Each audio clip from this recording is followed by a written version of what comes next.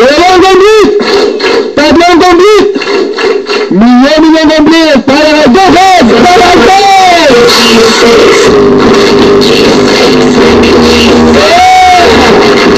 Una na talapak ko! Una na talapak!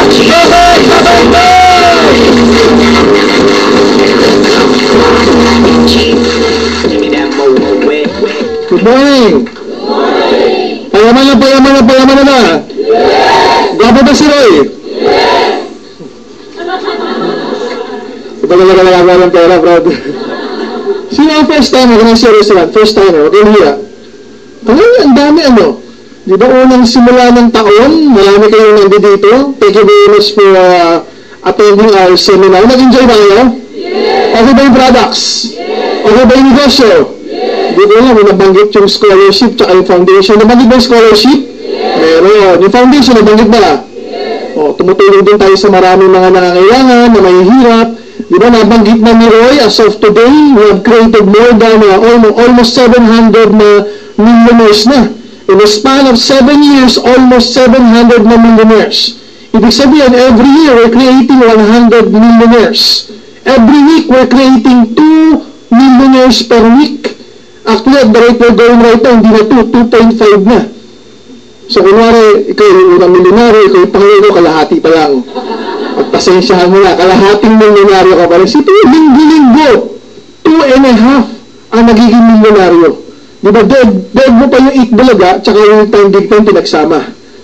Walang tsambahan, hindi ka gigiling. Hindi ka hihiyain, hindi ka pagtatawanan.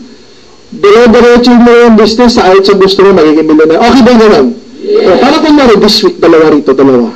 Okay, huwag ka maingit kasi next week, dalawa naman dito. Diba, huwag ka na kukurap, next week, dalawa naman dyan. Malampasan ka, magbabalik din ulit sa'yo. Pero guys, yung iba nagtatanong, Dok, ang dami ng maging milyonaryo. 700 na. At ang nakakatuwa, sa 700 na naging milyonaryo, 80% dyan, staggering 80% masa. Dok, anong masa? Magsasaka. Totoo, mangingisda. Di ba? Magbabalot, tambay sa kanto, lahat ng uri ng driver, isa-isahin natin, pedicab, tricycle, taxi, jeep, bus, conductor, barker, maging milyonaryo sa global. Si Tio Barker, anong educational attainment para maging barker? Wala di ba? Basta may boses ka, pwede kang barker. Isipin mo, kung yung barker naging milyonaryo, ikaw ba kaya? Tignan mo yung katabi mo. O, pag yung katabi mo, pwedeng maging barker, pwede maging milyonaryo. Tama mo ba? Yes. Yung iba sa celebrate, Dok, di ba, magbabarker ako, galing ko mag-English. Sample nga, hamahapya. Bakit? Taga-consume eh. Guys, yung isa naging milyonaryo, si Leo Caduyat, taga-Bohol. Grade 5 lang ang narating, pero ngayon kumikita ng 400,000 a month. Grade 5 ang narating, pag yun pinag-English mo, dudugo ang utak. Magkukonvulsyon. Hindi ko nagduduro. Diba, year 2011, during 2011, Leo was already earning around 200,000 pesos per month. I called up Leo, sabi ko, Leo, nakaka-inspire kasi yung story mo. Binili kita ng, taga-Bohol kasi, binili kita ng ticket pa Manila. Meron kaming maliit na gathering, mga 3,000 na atin sa Crossroads. Pwede ba ikwento mo yung buhay mo? Kahit mga 30 minutes lang. Ikwento mo, paano ka naging nagsimula, paano mo ginawa ng paraan yung 7 years, paano ka nagsimula mag-recruit, paano mo maki yung grupo mo, paano mo sila naturuan, kwento mo lang. Di kausap ko. Sabi nga, pag ako, kwento, Tagalog o Englishman. Sabi ko, parang kaya mo mag-English Sabi ko, siyempre Tagalog. Sabi, Dok, di ba pwede Bisaya? Sabi ko, pag Bisaya, hindi ka namin naintindihan. Sabi, Dok, hirap na ako mag-Tagalog. Sabi ko, nabili ko na yung ticket Nakabuka na sa hotel. Punta ka na. Punta na mo. Pagpunta nga, Crossroad, jump pack, 3,000 ang umatid. Salita siya, halos 1 oras. Wala kami naintindihan. Mamak mo ba, pumunta ka sa YouTube, type mo, Leo Caduyat and Global. Yung nakikita ka rin. Crossroad, nagsasalita siya. 50% na salita niya, Bisaya. 50% 50% Tagalog. Parang kinakapa-kapa namin sinasabi niya. Well, that was year 2011. He was making 200,000 pesos a month, nakapadjero. Pero ngayon, kabibili na ng bagong-bagong Fortuner kasi kumikita sila kalahating milyon buwan-buwan. Sabi niyo, tricycle driver, nakapadjero na, naka-Fortuner pa. Diba? Samantala ikaw, ang galing na mag-Ingles, Cadillac. Cadillacad. 20% ng maging milyonaryo, guys, professional. Doktor, dentista, abogado, engineer, teacher, clinical instructor, parang si Rico, clinical instructor, diba? Dapat mas maraming naging milyonaryong masa kaysa professional. Diba? Kayo na sumagot. Kasi ang professional, meron pang konting pride. Engineer ako eh. Ba't ako sasali sa ganyan-ganyan para palakpak? Iyo. Bank manager ako, Duki. Ang dami nangyayala sa akin. Di ba may mga tauhan ako, tapos sasali ako dyan, parang kulto? Di ba? Ano mo, bank manager, magkano ba sweldo mo? 30,000. Magkano inuwi mo? Wala. Lahat, puro pambayad ng utang. Laki nga ng sweldo mo, guys. Remember, it's not how much you earn. It's how much you save. Sinisweldo mo nga ng 100,000 naman. Pagdating ng pera siya, binabawas yung utang, credit card, bunday. May natitira wala. O bali wala nakita mong 100,000. Paano kung magkasakit ka ng 2 buwan? Paano yung gastosin mo 100,000? E di wala kang pambabaya doon. Nagagasa mo ba? So with what we're doing, we're promoting entrepreneurship. Tinuturuan namin maging negosyante yung mga tao. Kahit wala kang background sa negosyo, kami magtuturo sa'yo. Hindi mo naisipin kung ano product. Hindi mo naisipin paano inventaryo. Hindi mo naisipin paano marketing. Paano commissioning. Bakit? Ginawa na namin lahat para sa'yo. Sa halaga 8,000. Sasama ka na lang. Mas malali po ba yung gano'n? Isipin niya gano'n kadali. 700 naging milyonaryo. Yung iba hindi pa milyonaryo pero unti-unti nang nababago yung buhay. Maganda po ba naman?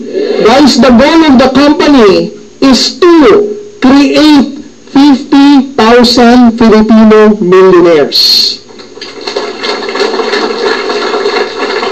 Yung iba hindi nakapaniwala.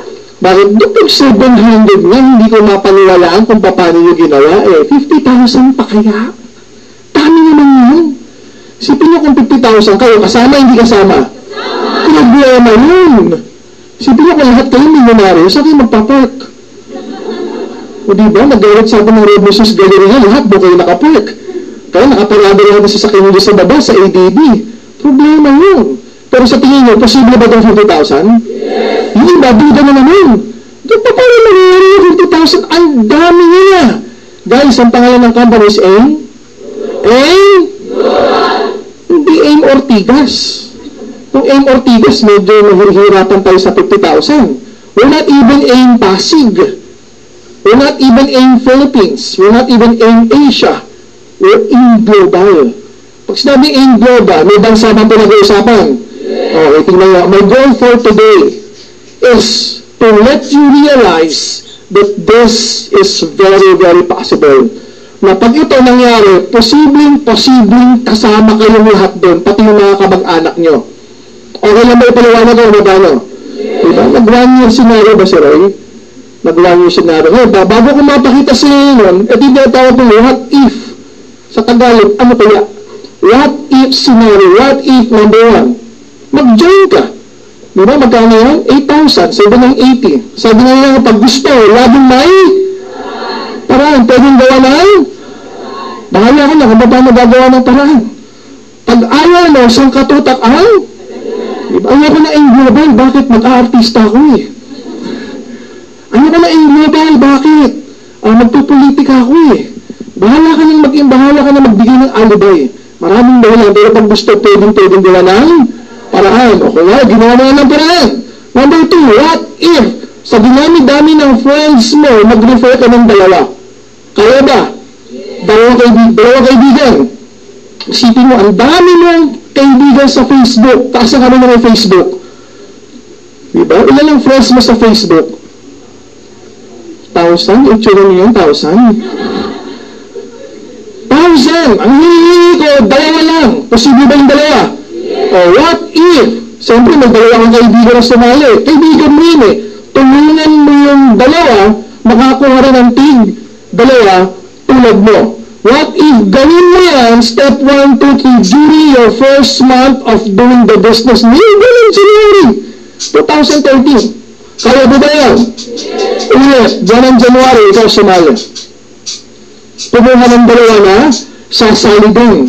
Tapos yung dalawa, since kaibigan mo to, tutukan mo. Sa tulong ng upline mo, sa tulong ng company, tulungan yung dalawa, makakuha ng tig. Dalawa. Yan ang gagawin mo on your first month. Number 4, ito yung gagawin mo on your second month. Ito gagawin mo ng January, ito gagawin mo ng February. Ano gagawin mo next month? What if next month huminto ka na? Ay, hirap pala yan. Hindi pala para sa akin yan. Ayoko na. Quit na ako. Diba? Number 5, worst case scenario, what if na-duplicate yung kabalasan mo? Sabi ng dalawang sumali, on their second month, ayaw na rin namin. Sabi ng dalawa na sumali dun sa dalawang friend, on their second month, ayaw na rin namin. Lahat ang ginawa, puro 1, 2, 3 lang, sumali. Kumuha ng dalawa. Yung dalawa, tinutukan makakuha ng dalawa. Lahat, on the second month, quit na. Maliwanag mo ba? Yun ang na-duplicate. Sa dinami-dami na pwedeng na-duplicate, pati yung pag-quit, pati pag-ayaw, na-duplicate din. Okay, sino yung mga hindi pa kasali? Yung seryoso na, hindi pa kasali. Naman name. Pam, ako lang ba gamitin ko example? Lahat ng ginagamit ko example, alam ko ba, nagiging milyonaryo? Tuloy natin, Pam. Tuloy natin, parahan mo eh. January, February, March, April, May, June, July, August, September, October, November, December. January 2014. Ano na kaya itsura ni Pam? Pam, may asawa na? Wala pa. Malamang next year, pwede na. Diba? What if nangyari kay Pam to? Review. Nag-join si Pam. Nag-refer ng dalawa. Ayun, nag-refer ng dalawa. Yung dalawa, tinutok sa tulong ng upline ni Pam. Kayo nag-grupo ba? Sino ba yung ibig sa'yo? Pinsan mo. Okay ah. Pinsan, kayo nag-grupo. Noemi Tejada. Okay, si Noemi Tejada is one of the company direct. Malupit na leader yun. Si Noemi Tejada, full-time. Nag-qualify yun sa US Triple C. Kasama namin siya sa Hong Kong. Kasama namin siya sa Hawaii, sa Las Vegas, sa LA, sa Sanford. Okay, sa tulong ng grupo ni Noemi, sa tulong ni Pinsan. Okay, yung dalawa, tinutukan nyo para makakuha ng team. May dalawa. Okay, 4. Maging 4, check na rin to. Check 1, check 2, check 3. O, February na. Second month na, maginawa ni Noemi. Ay, kumita mo ako eh. Ayoko na eh. Hinto na muna ako. Okay? Yung dalawa, ganun din ang ginawa. Yung dalawa, tinutukan yung tigda-dalawa para makakuha ng team. Naging 8, huminto na yung dalawa. Yung 4, tinulungan yung 8 para makakuha ng team. Naging 16, huminto na rin yung 4. Saan nagpunta? Kasama ni Pam. Yung 8, tinulungan yung 16 makakuha ng tigda-dalawa, naging 32, huminto na yung 8. Lahat sila isang buwan lang nagtrabaho. Sumali, kumuha ng dalawa, yung dalawa tinutukan para makakuha ng tig na dalawa. Second month, hintuan na. Yun ang dinuplicate. Okay? Ang dali mo tutukan yun. Parang kung nga, pagsali ni Pam, okay, laslasan tayo ng pulso, ha? Walang magkukwit. Ano na ganyan? Sasali ka, sa ayot sa gusto mo, mamimilit ka. Kukuha ka ng dalawa. Pag may napilit ka ng dalawa, yung dalawa, tulungan mong makakuha ng dalawa. Pag nagawa mo yun, saka ka na pwede huminto. Walang iwanan sa ere hanggat hindi nagagawa yan. Ano po ba? O ano nangyari dito? Bilisan na lang natin. Okay, naging 64, naging 128, naging 256, naging 512. Uminto. Naging 1,024, 4,048, 4,096, uminto. After 1 year, si Pam, meron ng 8,000 na mahigit na tao. Pero actually lang yan, hanggang dito lang. Okay, pag nangyari ito kay Pam, at nangyari din sa inyo, guys, kumita ka na ng 3.6 million pesos or nag-average ka ng 300,000 pesos per month.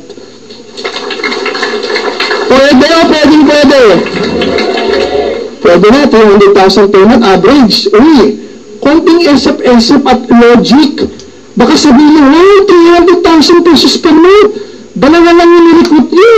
First month, second month, apat, malamang nakaka-600,000 na siya nito. Hindi po. Siyempre yung back ng kita mo, banda rito sa mas maraming tao.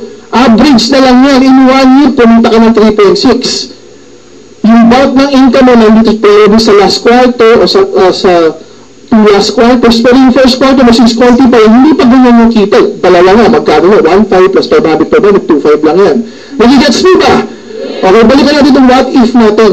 What if, to begin with, inaral talaga ni Pam yung negosyo? Teka, sasali naman ako eh.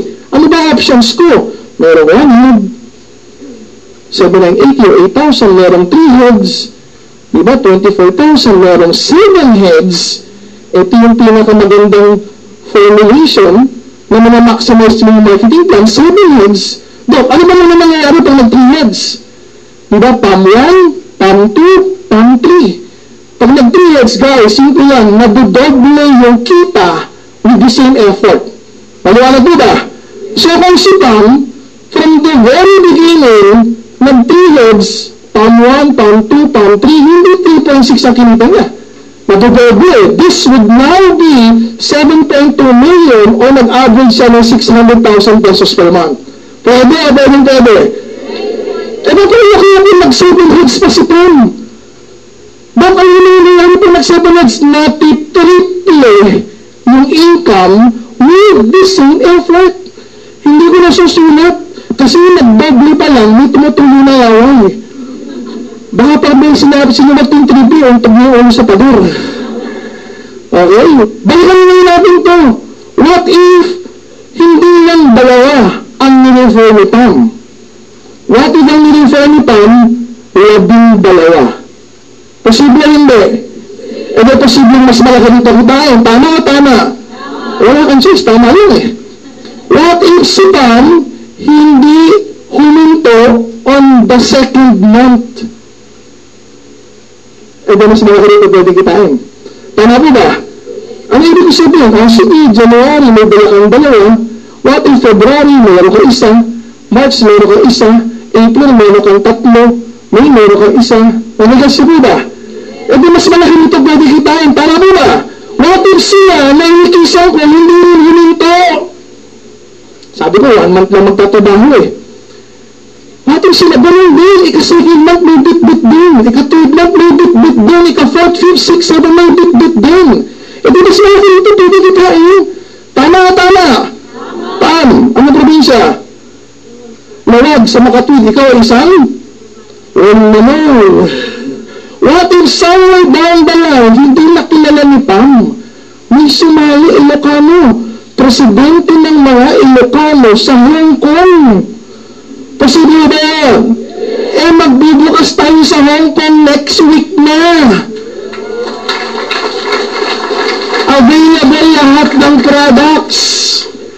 What if sa kanila, may sumali, hindi nakilala ni Pam, presidente ng mga Ilocano sa Singapore. Bukas tayo sa Singapore. We're not talking of people anymore. We're talking of countries to pioneer. Bansa na po ang pinag-uusapan. Guys, year 2006, okay, actually we started September of 2005.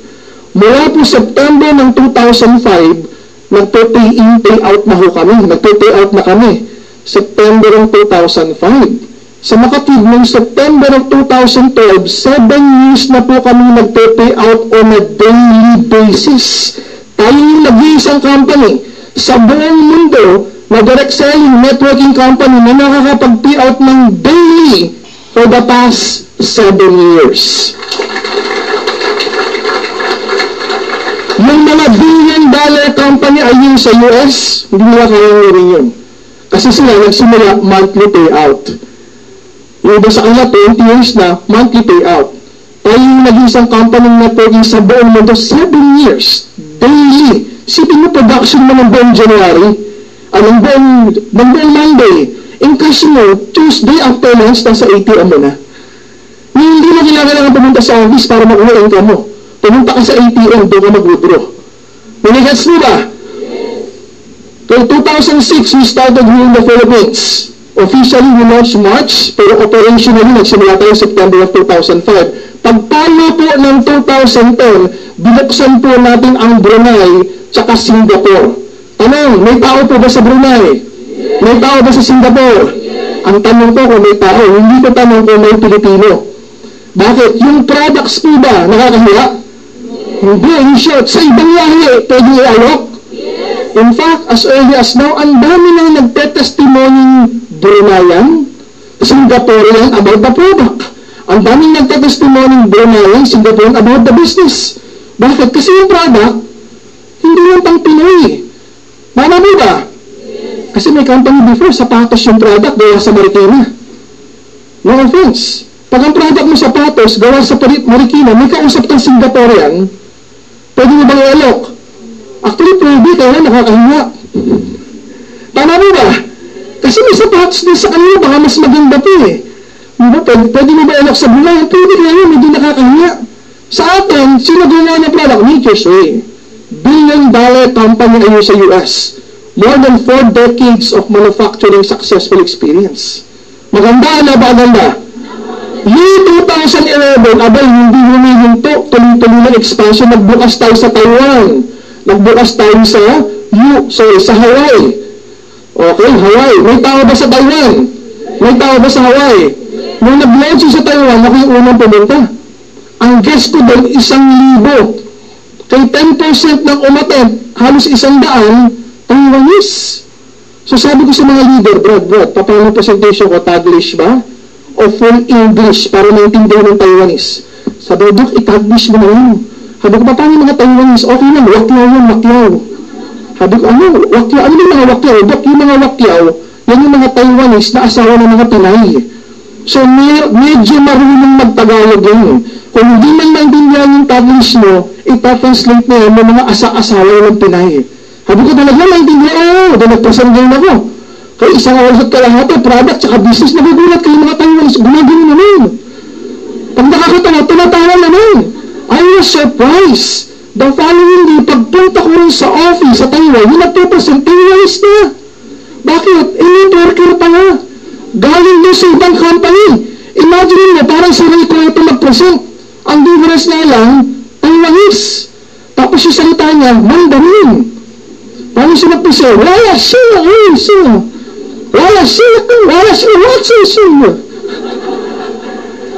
Ganun na ganun. Ang nakakatuwa, yung apple niya, Pinoy. Matutuyog. Nakita kaya? Diba? Ang ganda nga ng storya natin yun. Yung pangalan niya, Jun Baklas. Bakit Jun Baklas? Sa Taiwan kasi, yes, passport. Hindi na ginamit yung totoong passport niya. Kasi may problema. So, Baklas yung passport niya, ibang pangalan, hindi siya yun. So, ang sweldo niya sa Taiwan bilang factory worker, 35,000 pesos per month. Okay? Ano ginagawa niya? Mga computers na dumabang, tagalagay siya ng chip. Okay? Bawal umihi. 8 hours. Pag-iingi siya, time. Sub. Pag may tumapik sa kanya, pwede siyang umalis. Pag walang tumatapik sa kanya, ganyan siya ng ganyan. Hindi siya pwede humikab. Hindi siya pwede magkamot. Kasi pag hinito niya yung baba ng 4 na computer, hindi malalagyan ng chips. Totoo yun. Okay, sweldo niya 35,000 per month, kasama ng overtime yun, 12 oras. Ginagawa niya yung global part-time. After ng office work niya, tsaka Sabado at Linggo.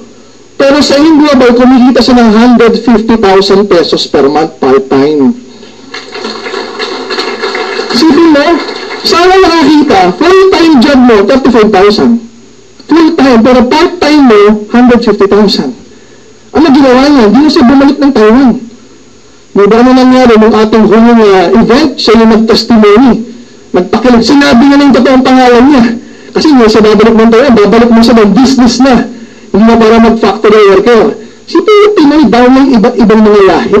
Diba? Pagdating ng 2012, guys, good news. Tayo po yung nagbukas sa United Arab Emirates. May office tayo sa Dubai.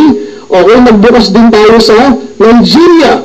Guys, Nigeria, at sinimulan na rin natin ang efforts natin sa Ghana, Africa na yan. This year, 2013, ang unang natin bubuksan, Hong Kong and Macau. Okay, within the next few months, ano pa bubuksan?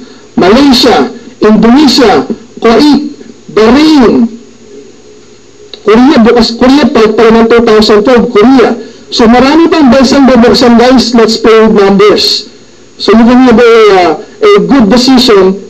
Indonesia, sabi ko bubuksan 2013. Indonesia has 240 million population. Nigeria, kabubukas lang natin, last quarter last year, has 200 million population. Malaysia, nabubuksan this year, 30 million population. Ghana, 30 million population. Okay? So what I'm saying is, anytime na within this year, pwede natin buksan ng US mainland. Why? Kasi yung products gawa sa US eh. Hindi na kinakailangan pa-approve mo, approve na din yun. In fact, Hawaii is already part of US. Nagigets mo ba? Kaya yung goal ng company, 50,000 millionaires na taga-Pilipinas, kaya. Bakit ang daming bansang bubuksan at binuksan na? Buti sana binuksan ng ibang bansa. Ano product mo? Load! Ano pa kaya yung Nigerian sa load mo? Diba? 200 million population. Ilan ang Pinoy? 7,000. Minority. Nagigets mo ba? Hindi nila yung product eh. Pwedeng inumin ng mga Nigerians eh. So, pwede sa kanila. Nagigets mo ba? So, yung possibility na 50,000 guys, pwede. Ang nangyadang tanong, pag nangyari yung 50,000 na milyonaryo, ikaw kaya, kasama o hindi kasama? Yung iba hindi sumagot. First lesson that you can learn from me, I've been doing this kind of business for the past 15 years. May nagturo sa akin, alam mo naman siguro story ako, I'm a doctor. I'm a full-fledged doctor. I'm a graduate of PRM. May nakakalaba ko saan ng PRM.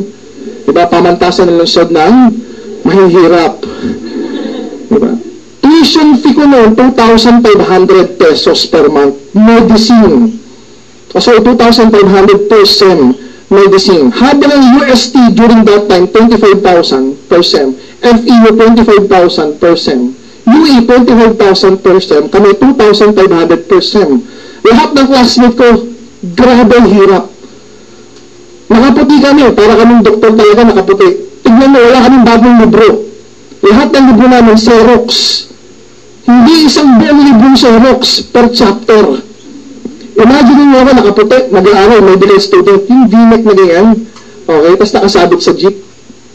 Tapos may mga papel dito sa likod ko. Bakit? Para pag traffic, yung isang chapter nasa likod ko, mag-review ko kasi may exam ako mamaya. Ganun ako kahirap nun. Why? Because my mother was just a high school public teacher. Kaya nga sumagot, kapag ang nanay mo, high school public teacher, malaki sweldo hindi. Diba? Ano nga sabi sa mga teacher, natuto magtinda na kung ano-ano, tapa, langgonisa. Why? Kasi may kakarampot ang kakarampot ang sweldo eh. Okay. Mag-medicine ako kasi sabi ko sa nanay ko, Nay, ba't ba tayo mahirap? Kasi tatay mo namatay maaga eh. 2 years old ka pa lang, namatay ng tatay mo. Sabi ko, ibig sabihin ko si tatay, buhay pa ngayon, medyo mayaman tayo. Oo naman. Ba't ba namatay si tatay? Kasi natake sa puso. Bakit natake sa puso? Kasi yung bacteria sa lalamunan, hindi nagagamot. Alam mo naman ng Pinoy. Pag uminom ng antibiotics, pag ninasata ng doktor, 3 times a day, 7 days a week, tinatapos ba yan? Pag sinabi, uminom ng 3 times a day, 7 days a week, so 21 capsules yan. Ang bibilin ba ng Pinoy, 21 capsules? Bibilang 15 muna. Minsan, siyam lang muna. Inom 3 times a day, for 3 days, okay yung pakiramdam ko. Itutuloy ba hindi na? Yun ang problema. Dahil yung mga bakterya, mas mautak kaysa sa tao. Bakit? Pag hindi mo tinuloy yan, kasi pakiramdam mo okay ka na, yung bakterya, nag-mutate. Nasasanay nila doon sa gamot na hindi mo tinapos. Sa susunod na pagkakataong ilang ka o limon, hindi na siya effective. Ang i-reseta na sa'yo ng gamot ng doktor, yung mas mataas na at mas mahal. Kaya na gusto, di ba, pagpunta ka sa doktor, ano na ininom yung gamot dati? Pag ginainom naman, minsan hindi na ibibigay yun, mas tataasan niya pa rin yung mas mahal. So, ganun yung nangyari sa tatay ko. Laging merong sore throat, inom ng gamot 2 days, 3 days lang. Yung pala, yung bacteria ng lalamunan nag-mutate. Nagpunta sa puso, kinain yung muscle sa puso. Kaya at the age of 44, my father died of heart attack first and last. So lumaki ako walang tatay. Yung magaling ko namang nanay, hindi na nag-asawa uli. So nanay na, tatay ito. Madali ba maging single parent? Lalo na kung yung nanay mo, teacher mo. Diba? Ako po yung lumaki ng walang bagong laruan. Lumaki ako ng walang bagong damit. Alam mo, nakikinig ka sa kapitbahay, kagano'n ka lang. Tapos tatawagin ka, uy, kakain na! Tsaka ka uwi sa bahay nyo.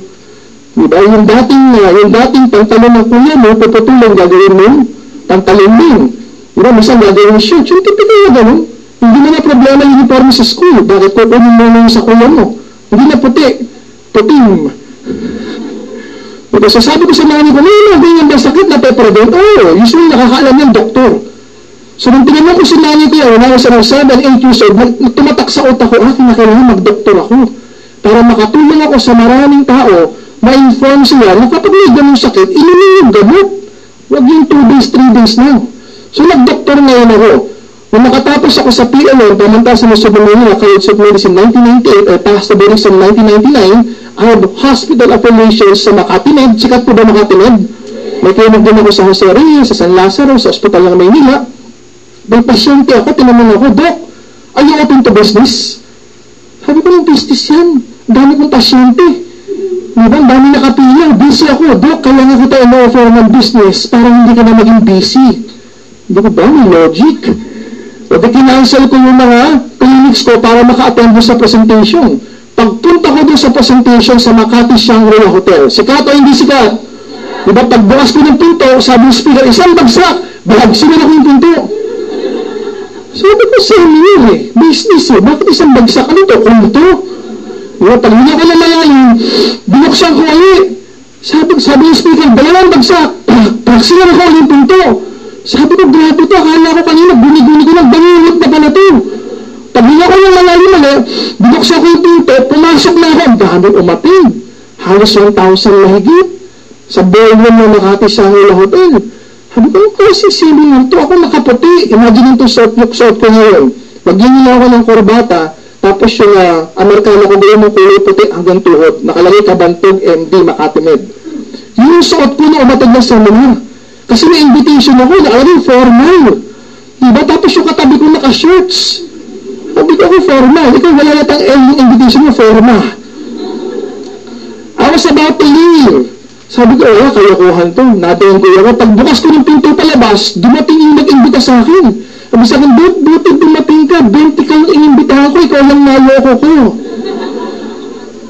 Sabi ko, ang ganda. Lokohan pala to. During that time, 15 years ago, hindi pa ako sa cellphone. Nilabas ko yung 2 pagers ko. Sabi ko, bro, tama itong 2 pagers ko. Isa silent mode ko to. Iba vibration mode ko to. Pero once ito nag-vibrate, it only means may emergency case ako sa Makati Med. Pasensyahan tayo, aalis ka agad ako, hindi ko tatapusin yung seminar. Sabi sa okay, do. So I was there.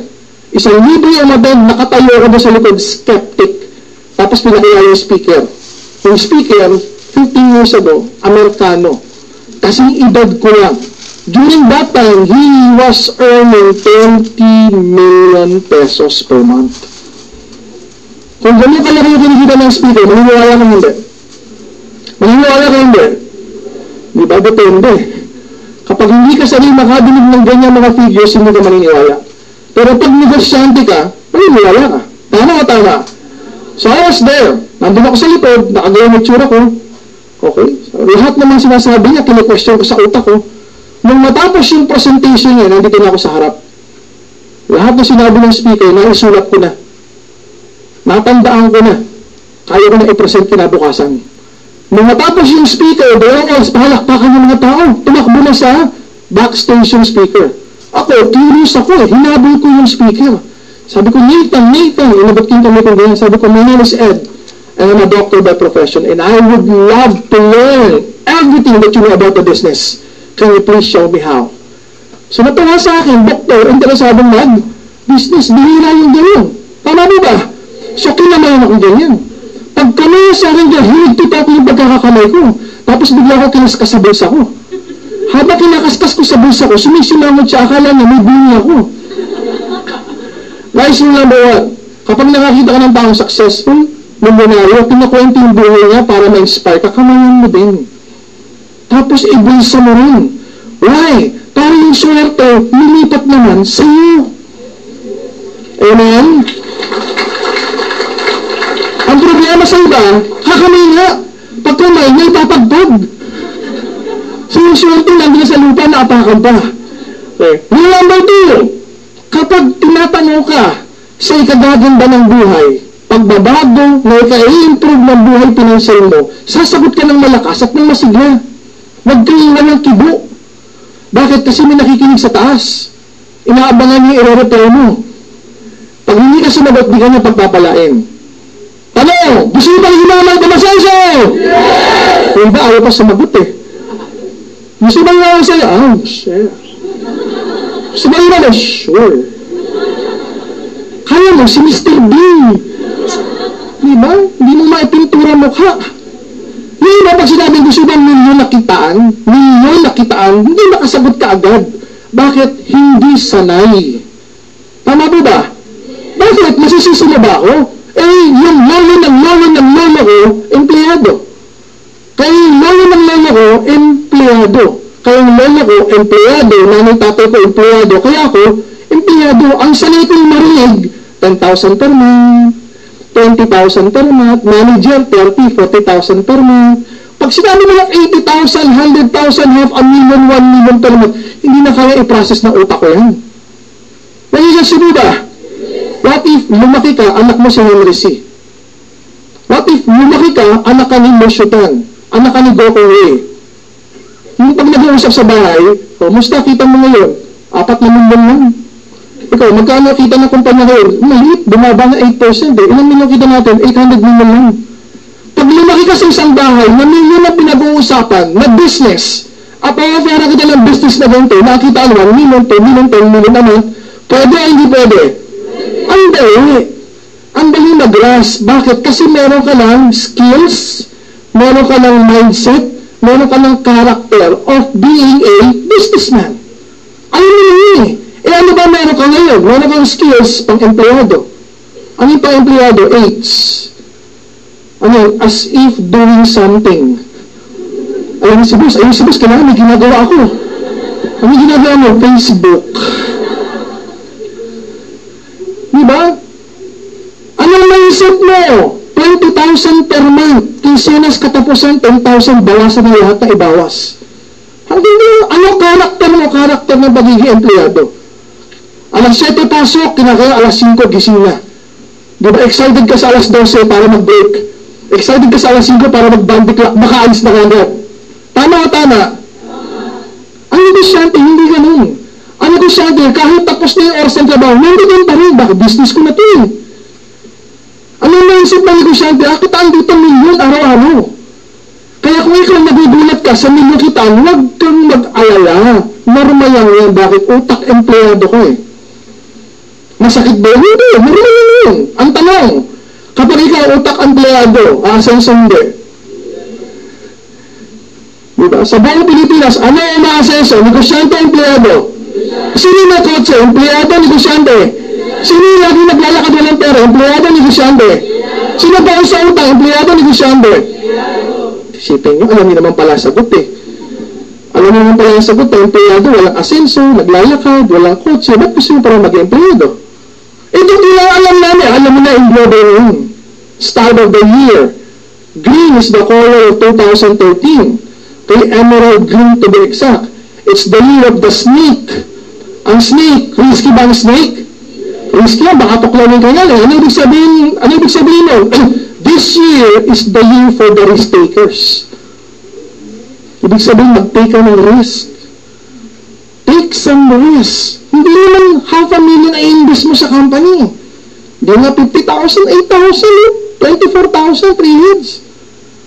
Manageable. Benta mo lahat ng products na bumalik sa'yo. Nagigets mo ba? The problem is some other people, they don't want to take risks. They want to feel safe. At least sa trabaho ko, doon, kaya may gawin ako o wala, may 10,000, 12,000, 15,000 ako. Tama mo ba? I-google niyo, may bagong libro akong binabasa. Risky is the New Safe by Randy Gage. Risky is the New Safe. Ano po ibig sabihin? Iba sa inyo, 10 years sa trabaho, 20 years sa trabaho. Isipin nyo, kung kayo yung may-ari ng kumpanya pinagtatrabaho nyo, pwede kayo maghanap ng kapalit ba sa trabaho nyo? Pwede ba? Pwede? Pwede ba yung ihanap na kapalit, sweldohan ng mas mababa kung sa tinatanggap nyo? Pwede ba yun? Ibig sabihin, pwede kang matanggal. May alam na akong company, hindi ko nababanggitin. Toyota yun. Bonus sa year, nagsara sila ng planta. Around 3,000 to 5,000 na wala ng trabaho. Bakit? Ang taas ng cost ng mag-assemble. Nagkaroon ng program ng gobyerno. Binaba yung import tax. So sabi ng Toyota Philippines, teka, mag-import na lang tayo from Thailand. Pag in-import natin from Thailand, assembled ng gagawin dito, bibenta na lang natin. Mas nakakamura tayo kaysa mag-employ tayo ng 5,000 empleyado na magdidikit-dikit at mag-assemble ng kotse. Available is business. Pag mas malaking overhead expense o expenses sa mga trabahador, tatanggalin yan. So yung sinasabi ng safe, risky na pala ngayon. Ano ang safe? Yung ginagawa namin. Bakit? Sino pag ikaw ang distributor na in global, sino may control ng pagkita mo in global ba? Hindi. Sino may control? Ikaw. Gusto mo kumita ng malaki, hinataw ka. Gusto mo kumita ng malaki, desisyon mo yun, magbenta ka ng marami. Mag-recruit ka ng marami. Magigets mo ba? Yung desisyon to earn so much, it's up to you. It's not up to the employer. Yung employer mo, magpakasipag ka ng triple yan, i-times 10 mo sipag mo, sweldo mo, ganun pa rin. Tama o tama? Next year, may increase ka, 5%. Habang ang cost of living, tumaas ng 8%. Lugi ka pa. So what we're doing right now is we're teaching each and every one of you na maging utak negosyante. Huwag na po tayo lumayo. Ang mga Pinoy, kakatok mo na ako kasi may masasaktan mga magulang. Magulang din po ako. Ano sabi ng mga magulang ng mga Pinoy? Anak, pagbutihin mo yung pag-aaral mo. Tama po yun. Galingan mo sa pag-aaral mo, kailangan meron kang mataas na grades. Pag ikaw nakatapos, mag-apply ka ng trabaho. Mga in-check, paano magsalita, mag-seno in-check. Anak, ikaw aral, ikaw hindi aral, pagtapos ikaw hawak negosyo. Ang mga Pinoy, pag gumraduate, 100% yan, maghahanap ng trabaho. Ang mga Chinese, kaya trabaho kayo, hawak negosyo. Pag na tayo rin sa Pilipinas, sino mas mayaman? Pinoy in-check. Bakit? Kasi mga in-check, utak, negosyante. Mga Pinoy, utak, empleyado. So, i-adapt natin yung utak ng in-check. Bang business ba itong business to? Ikaw ang boss. Ano product mo? Pinareceive na. Paano kitaan? Pinareceive na. Gagawin mo na lang. Hindi ka na mag-iisip. Gagawin mo na lang yung pinagagawa namin. Mas madali ba yan? Yes. Mindset. It's a mindset. Palibasa, bago sa ito, kaya hindi ka sanay. Anything that is new, hindi ka sanay. Parang paghalik lang yan eh. Yung first kiss, gusto ba yung first kiss? Imagine yung first kiss mo, paano kung humalik? Nangabas ko ba yung dila ko? Pipikit ba ako? Kasi nakita ko sa TV, yung babae, pag humalik, tumataas yung paa. Di ba yung first kiss mo, na-imagine mo ba kung paano maginawa? Di ba, kinakabahan ka, nalalamig ka, di ba pinagpapawisan mo kami, paano ko gagawin ito? Dila ba muna o lips? Hindi mo yan eh. Anything that is new, you're afraid. Anything that is new, hindi ka sigurado. Parang pagdadrive, pag hindi marunong mag-drive, ano ba? Brake ba muna? Cambio ba? Clutch ba? Gas? Nakakalito eh. Lalo na pag may clutch yun, minsan namamatayan ka kasi dapat pala nakapindot yung paa mo sa clutch. Tama mo ba? Pero tignan mo yung jeepney driver. Manual yun ha. Kumukuha ng bayad, nakukumpit niya ba yung isusukli? Alam niya kung sa sino yung sumakay kanina pat hindi nagbabayad.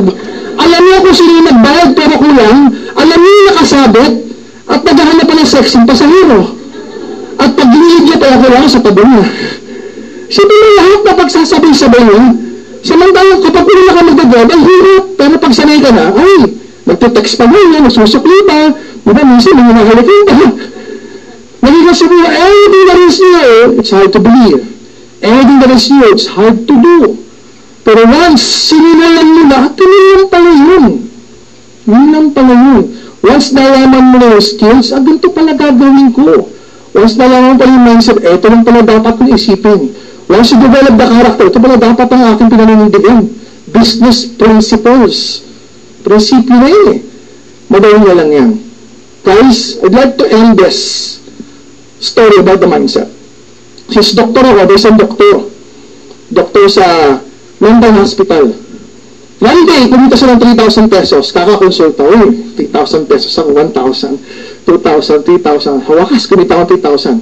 Itigil 1,000. Kakabilang mo ng 3,000, nilipad yung 1,000. Sinuwak doon sa invernal.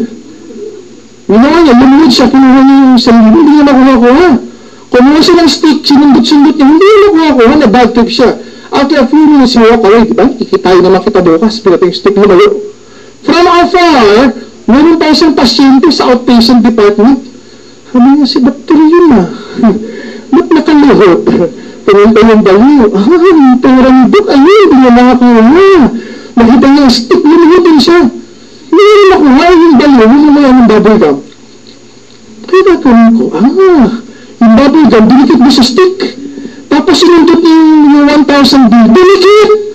Paghatak na sila na! Nagsisigaw sa iyo, 1,000 ako, 1,000 ako, 1,000 ako. Ayun, doktor, narinig pa nga. Kasi pala yung boses na yun, napagpay yung pasyente ko.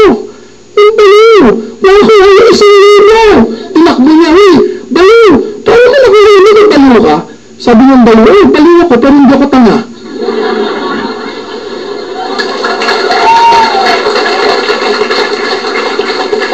Ano ba ang moral lesson doon? Pinapatawa ko lang kayo.